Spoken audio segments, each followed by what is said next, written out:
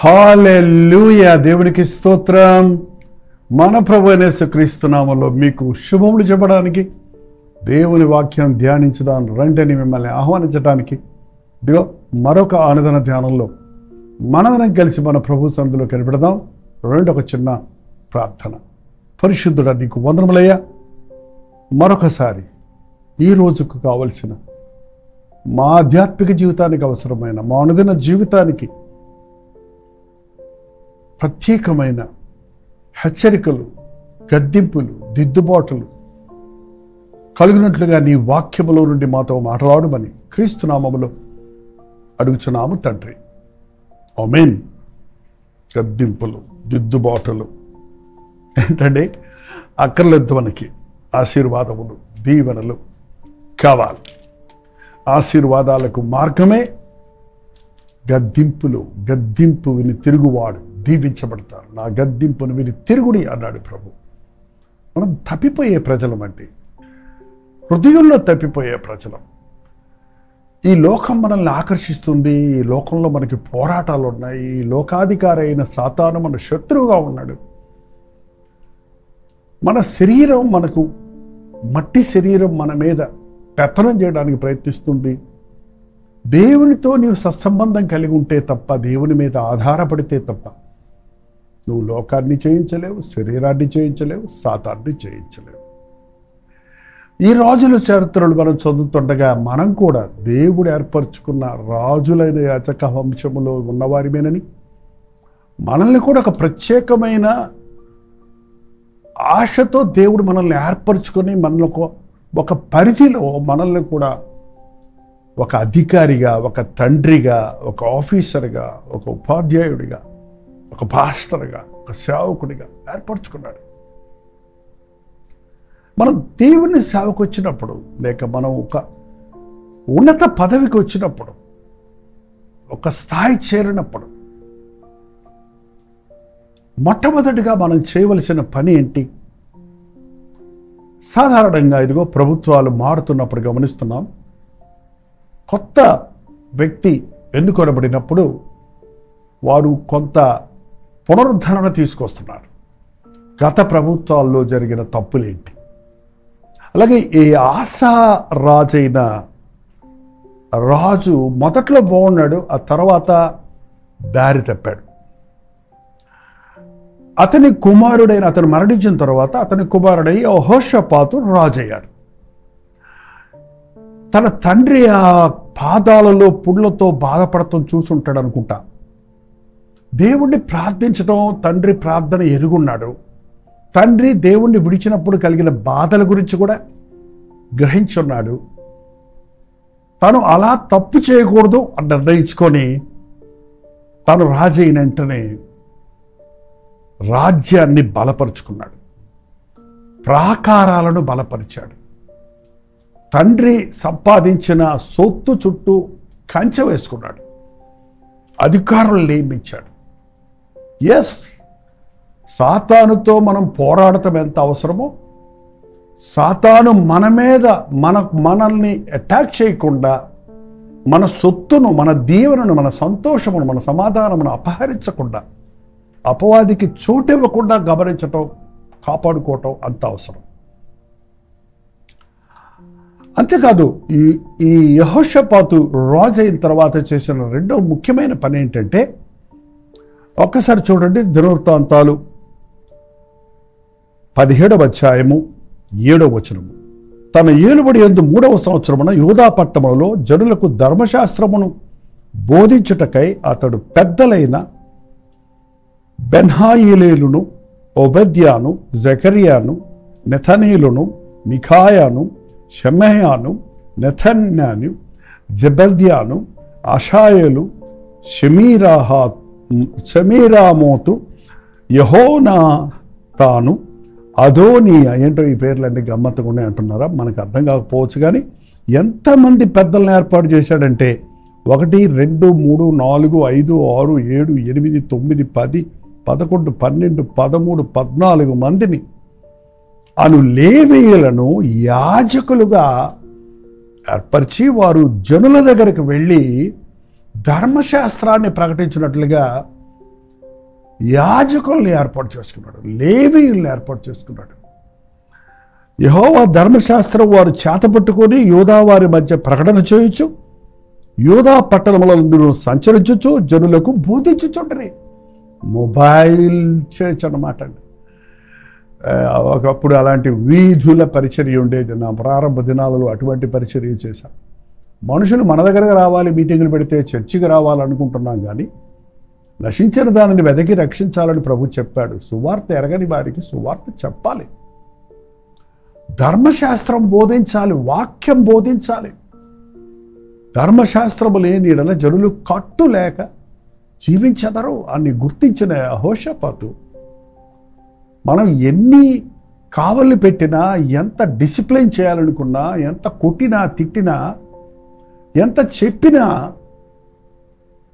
మారని మనుషులకు దేవుని వాక్యం అందిస్తే, దేవుని సత్యాన్ని ప్రకటిస్తే అది వారిలో క్రియ జరుగుతుందని విశ్వసించిన యెహోషాపాతు దేవుని యందు ఒక ఉన్నతమైన ఆలోచనతో అనేక మంది లేవీయులను ఏర్పరిచి వారున్న పట్టణాలన్నిటికీ పంపించి పనులు వసూలు చేయమని కాదు, లేకపోతే ఇంకేదో ప్రబలం చేయమని కాదు, దేవుని వాక్యాన్ని ప్రకటించమన్నాడండి.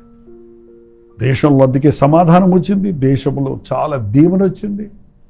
ఎక్కడ దేవుని వాక్యం ఉంటుందో అక్కడ దీవెన ఉంటుంది. ఎవరు దేవుని వాక్యానుసారంగా జీవిస్తారో వారు ఫలించి అభివృద్ధి చెందుతారు. యెహోవా ధర్మశాస్త్రమందు ఆనందించుచు దివారాత్రములు దాన్ని ధ్యానించువాడు ధన్యుడు.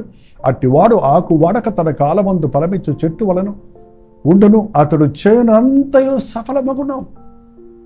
దేశంలో అందరూ ధర్మశాస్త్రము ప్రకటించబడినప్పుడు, అందరూ వాక్యానుసారంగా జీవించడం ప్రారంభించినప్పుడు, అందరూ దైవ భయముతో ప్రారంభించినప్పుడు, యెహోషాపాతు మరుముఖ్యంగా దేవుని యందు భయభక్తులు కలిగి దేవుణ్ణి ఆశ్రయించినందుకు దేవుడు అతన్ని ఆశీర్వదించాడు. 12వ వచనంలో చూస్తే 17:12 యెహోషాపాతు అంతకంతకు గొప్పవాడై యూదా దేశమునందు కోటలను సామగ్రిని నిలువ చేయు పట్టణములను కట్టించాడు. అంతకంతకు గొప్పవాడైపోయాడు. దేవుడు ఆశీర్వదిస్తే అది ఎంతైనా ఆశీర్వాదం. అంచెలంచెలుగా ఆయన ఆశీర్వదించేవాడు. 18వ వచనం మొదటి వచనం చూస్తే తనకు ఐశ్వర్యము ఘనత అధికముగా కలిగిన తరువాత, ఐశ్వర్యము ఘనత, ఐశ్వర్యము అంటే తెలుసు కదండి. ఐశ్వర్యం ఇవాళ ఐశ్వర్యం అంటే మన డబ్బుకు విలువ లేదు, కానీ కాగితాలుగా ఉన్నాయే కానీ డిజిటల్ డబ్బు అయిపోయింది కదా. కానీ ఇవాళ భూములు, స్థలాలు కొనుక్కోవాలి, ఫ్లాట్లు కట్టుకోవాలి, కంపెనీ స్టార్ట్ చేసి, బిజినెస్ స్టార్ట్ చేసి గొప్పవాళ్ళు అయిపోతున్నారు. పేరు వచ్చేస్తుంది, గొప్ప ఘనత. ఒక మంచి కార్యం జరిగినప్పుడు, మంచి అభివృద్ధి చూస్తున్నప్పుడు నీవు ప్రబలమవుతావు. యెహోషాపాతు దేవునికి భయపడడం వలన, దేవుని ధర్మశాస్త్రాన్ని పాటించి ప్రజలకు నేర్పించడం వలన దేశంలో సమాధానం ఉంది, దేశంలో దీవెన ఉంది. అతడు అన్ని విధాల ఆశీర్వదించబడ్డాడు. అదేనండి, పైకి ఎక్కిన తర్వాత, కొండ శిఖరానికి ఎక్కిన తర్వాత, నేను ఎక్కేశాను, శిఖరం మీద ఉన్నానని ఏ మాత్రం అజాగ్రత్తగా ఉన్నా అక్కడ ఉండే పడతాం కిందకి. మళ్ళీ రాజుల చరిత్రలో చూస్తుంది అదేనండి. దేవుడు హెచ్చించిన తరువాత తగ్గించుకోవటం మనం నేర్చుకోవాలి. దేవుడు ఆశీర్వదించిన తర్వాత అది నా వలన కాదు, నా దేవుని వలన కలిగింది అన్నది గుర్తించాలి. మనకేదైనా జయం ఉందంటే ఆ జయము బలం వల్ల కాదు, శక్తి వల్ల చేత కాదు, బలము చేత కాదు, అన్న ఆత్మ ద్వారా జరిగిందన్న ప్రభు మాటను గుర్తుపెట్టుకోవాలి. ఆయన్ని నమ్ముకున్నందున, ఆయన ఆశ్రయించినందున, ఆయనకు ప్రార్థన చేస్తున్నందున అన్ని విషయాల్లో నేను దీవించబడ్డా. నా బిడ్డను దీవించబడ్డారు. నాకు ఆరోగ్యం ఉంది, నాకు ఐశ్వర్యం ఉంది, నాకు పేరు ప్రఖ్యాతులు ఉన్నాయి. అన్నీ వచ్చేటప్పటికీ ఆ స్థాయిలో ఉన్నోళ్ళ కోసం ఎదురు చూస్తారటండి. అమ్మాయిలకు పెళ్ళిళ్ళు చేయాల్సి వచ్చినప్పుడు ఆ పెళ్ళిళ్ళు ఇవాళ, ఇంతకుముందు ఈడు జోడు అనేవాళ్ళు అబ్బాయికి అమ్మాయికి సరిగా ఉందా? ఇక్కడ అట్లా కాదు, నా హోదాకు తగిన వాళ్ళు కావాలి. నా పేరుకు తగిన స్థాయిలో ఉండాలి, నాకున్న హోదాలో ఉన్న వారితో ఇంకొక రాజు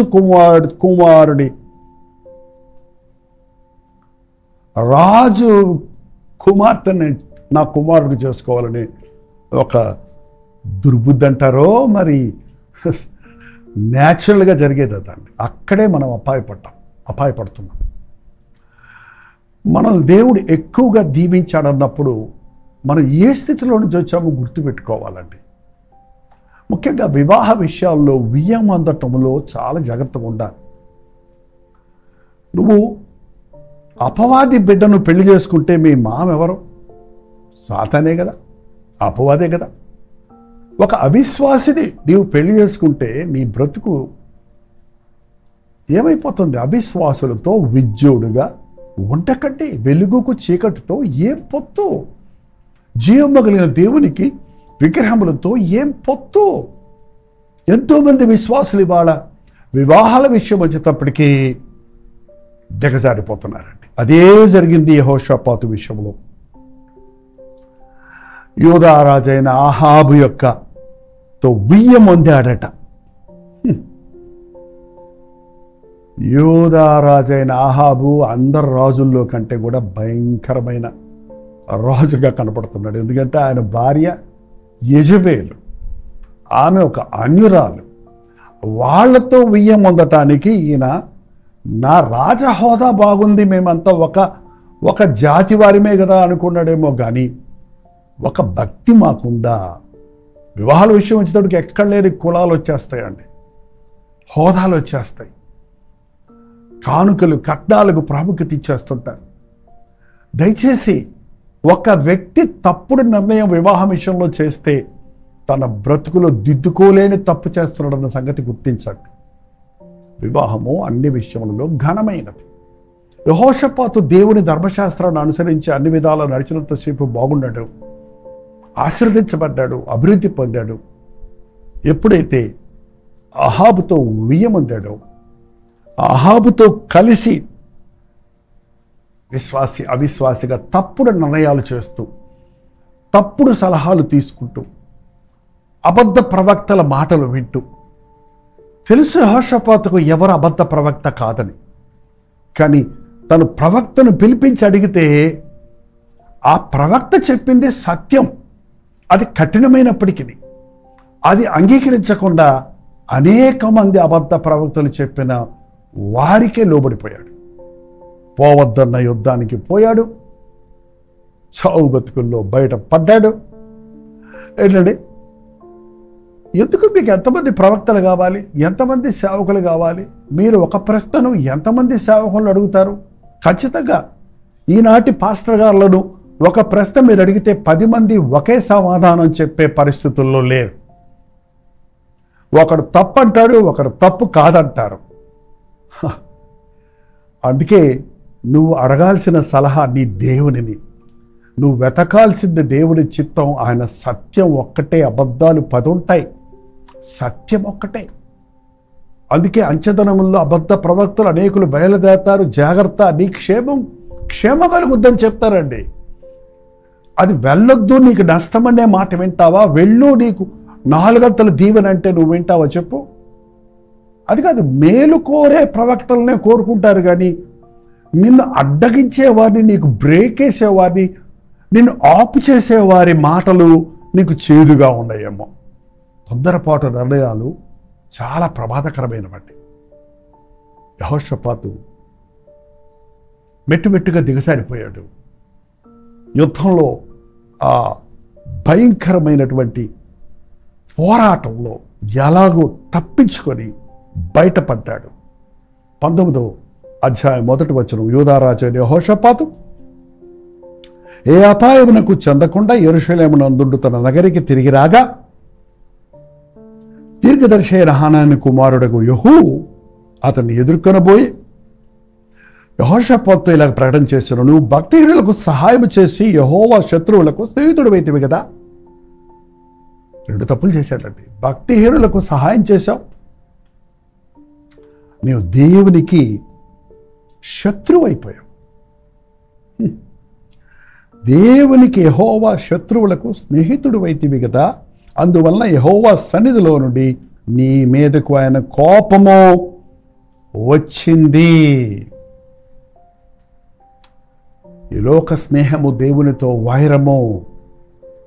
దేవుని వాక్యం హెచ్చరిస్తుందా, నేనేం తప్పు చేయలేదే అని అనుకోవద్దు, పాపం చేయలేదే అనొద్దు. అవిశ్వాసులతో విజ్జోడుగా ఉండకండి. ఎవరి సలహా పడితే వారి సలహాలు తీసుకోకండి. అందరితో ఏకీభవించి అవిశ్వాసులతో ముందుకు సాగితే విఫలత తప్ప దేవుని తోడు మనకు ఉండదు. ఆ హనానీ అంటే ఆశారాజు కాలంలో ఉన్న ప్రవక్త కుమారుడు యెహూ వచ్చి హెచ్చరించాడు, నువ్వు తప్పు చేశావు. ఆస అయితే కోపంతో అతన్ని బందీగృహంలో పెట్టాడు. కానీ యెహోషాపాతు ఇక్కడ తప్పు దిద్దుకున్నాడండి. అబ్బా, తప్పు దిద్దుకున్నాడు, పశ్చాత్తాపడ్డాడు. అవును, నేను తప్పు చేశాను. మీరు ఇదంతా ఇక్కడ ఈ అధ్యాయంలో చదవండి, మీకు అర్థమవుతుంది. మన టైం అయింది కదా. పశ్చాత్తాపడి తన తప్పును దిద్దుకొని మరలా తన జీవితాన్ని దేవునికి సమర్పించుకున్నాడు. దేవుని కృపలో భద్రపరచబడ్డాడు. చక్కగా అభివృద్ధి పొందాడు. సడన్గా డౌన్ అయ్యాడు. హెచ్చరిక పొందిన తర్వాత తప్పుదిద్దుకున్నాడు. కానీ దేవుని పూర్ణమైన ప్రణాళికలు తన పట్ల నెరవేరలేకపోయింది. ఈ రాజులను చూసి మనం నేర్చుకోవాలి. ఒకడు ప్రారంభం చెడ్డగా ఉన్నా అంతం బాగుండటం, ప్రారంభం బాగున్నా మధ్యలో చెడిపోవటం, మళ్ళీ పశ్చాత్తాపడి కోలుకోవటం, ఈ అవకతవకల బ్రతుకులు మనం చూస్తున్నాం. ఈరోజు మన యేసు ప్రభు మనకి స్థిరమైన భక్తిని ఇవ్వాలని, ఒకరోజు ఒకలా, ఒకరోజు ఒకలా, ఒక స్థితిలో ఒకలా, ఒక స్థితిలో ఒకలా కాకుండా, ఏ స్థితిలో నీ ఉన్నప్పుడు నువ్వు యేసయ్యనే పట్టుకొని, అది కష్టమైనా కలిమైనా, అది లేమైనా సమృద్ధి అయినా ఆయనే నా ప్రభు అన్న రీతిగా మనుషులను ఆశ్రయించక, మనుషులకు స్నేహితులు కాక, లోకముతో స్నేహం చేయక, అవిశ్వాసులతో విజ్జోడిగా ఉండక, ప్రభు కొరకు ప్రత్యేకపరచబడిన జనాంగంగా జీవిద్దాం. ప్రార్థన. పరిశుద్ధుడ, ప్రేమగల తండ్రి, మరొక్కసారి ఆయన మాకిచ్చిన హెచ్చరికను బట్టి వందనములు. నీ ధర్మశాస్త్రాన్ని మేము ఆశ్రయించినప్పుడు, నీ వాక్యానుసారంగా మేము జీవించినప్పుడు మేము అంతకంతకు అభివృద్ధి పొందుతామని, ఐశ్వర్యము, ఘనత, ఆరోగ్యము, బలము, సమాధానము, సంతోషములు కలిగి ఉంటామన్నది నీ వాక్యములో యెహోషాపాతు జీవితంలో మేము చూస్తుండగా, మమ్మల్ని నీవు హెచ్చించిన తర్వాత, దీవించిన తర్వాత, ఉన్నత స్థాయిలో ఉంచిన తర్వాత, లోకంతో పోటీ పడక, లోకంతో స్నేహం చేయక, లోకంతో ఏకీభవించక, లోకములో ఉన్న ఐశ్వర్యవంతులకు, రాజులకు ప్రాముఖ్యత నింపక, రాజైన నీకే మా హృదయం అనే సింహాసనం మీద చోటు ఇవ్వటానికి, నీ చిత్తము చేయుటకు, నీతో స్నేహము చేయుటకు సహాయము చేయి. మేము తప్పు చేసినప్పుడు, పొరపాటు చేసినప్పుడు మమ్మల్ని ప్రేమించి నీవు నీ వాక్యం ద్వారా ఇస్తున్న గద్దింపులు, నీ సేవకుల ద్వారా ఇస్తున్న దిద్దుబాటులను మేము తీసుకొని యెహోషాపాతు వలె పశ్చాత్తాపడి పోగొట్టుకున్నవి తిరిగి పొందటానికి దీవించబడటకు సహాయం చేయమని క్రీస్తు నామములో అడుగుచున్నాము తండ్రి. ఆమేన్. తండ్రి అయిన దేవుని యొక్క ప్రేమయు, కుమారుడైన క్రీస్తు యొక్క కృపయు, ఆదరణకర్త అయిన పరిశుద్ధాత్మ యొక్క సహవాసం కూడి వచ్చిన మనందరికీ ఇప్పుడును సదాకాలము తోడయుండును గాక. ఆమేన్. దేవుని స్తోత్రం. మీ ప్రార్థనా స్తోత్రాల భారాలు 9540 నెంబర్కి, మీరు ఇతర దేశాల్లో ఉంటే 9100 నెంబర్కి ఒక టెక్స్ట్ లేక వాయిస్ మెసేజ్ ద్వారా వాట్సాప్ పెట్టండి. మీ పక్షంలో మేము ప్రార్థిస్తున్నాం, మీరు కూడా ప్రార్థించండి. తప్పక ప్రభువు మనకి జవాబిస్తాడు. మన ఆధ్యాత్మిక జీవితాన్ని జాగ్రత్తగా కాపాడుకోవాల్సిన, దేవునితో నడవటం, దేవుని చిత్తానుసారంగా బతకటం, అంతవరకు నమ్మకంగా ఉండటం మన గురిగా ఉండాలి. ప్రోచితమైతే మధ్యాహ్నం 3 గంటలకు హెచ్చరిక, అలాగే ఇవాళ ఉపవాస ప్రార్థన కల్వరి చర్చ్లో జరుగుతుంది. శుక్రవారం ఉపవాస ప్రార్థన మీకు లింక్ ఇవ్వబోతున్నాం. మాతో పాటు మీరు కూడా కలిసి సాయంత్రం 9 గంటలకు కల్వరి ప్రతిధ్వనిలో ఏకీభవించండి. అంతవరకు దేవుని మహాకృప మీకు తోడేను గాక.